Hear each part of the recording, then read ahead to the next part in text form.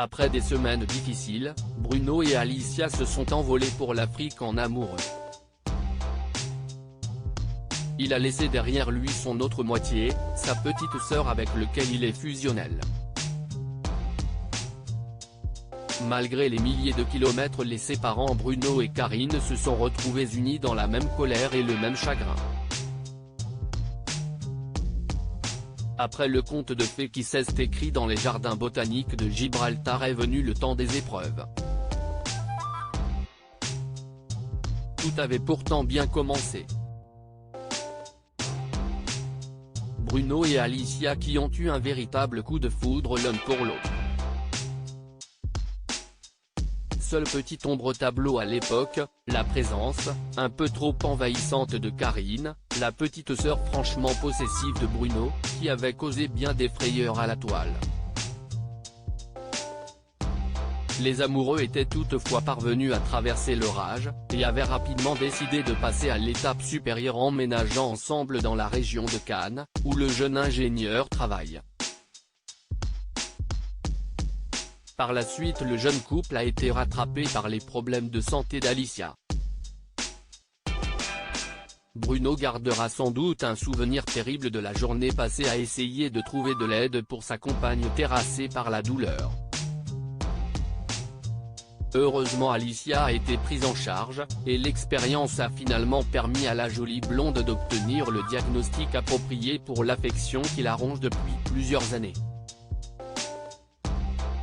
Quelques semaines après, CST Bruno qui connaissait un léger coup de mou, le beau brun s'est brutalement retiré des réseaux sociaux pour une détox digitale afin de réfléchir à son avenir.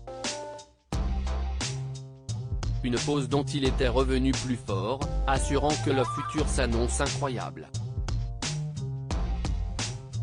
Une douleur digne d'un fado et les amoureux ont finalement pris des vacances aussi méritées qu'attendues très loin de l'Hexagone. Ceux qui imaginaient que le couple partirait en pèlerinage au Portugal, le pays d'origine de Bruno, où ils ont passé leur lune de miel se sont trompés. Le couple s'est envolé pour l'Afrique direction Zanzibar. Une préoccupation a toutefois miné Bruno avant le voyage, allait-il rater le match opposant le Portugal de CR7 au Maroc? Il a été rapidement rassuré, le match était bien retransmis dans l'avion. Mais c'était bien la seule bonne nouvelle. Bruno a découvert la déconfiture de l'équipe portugaise et partagé le désarroi de sa sœur Karine aussi catastrophée que lui du résultat du match. En story le jeune homme a dévoilé la conversation en mode déprime. Moi aussi Bruno, j'ai les larmes aux yeux, j'ai envie de tout casser.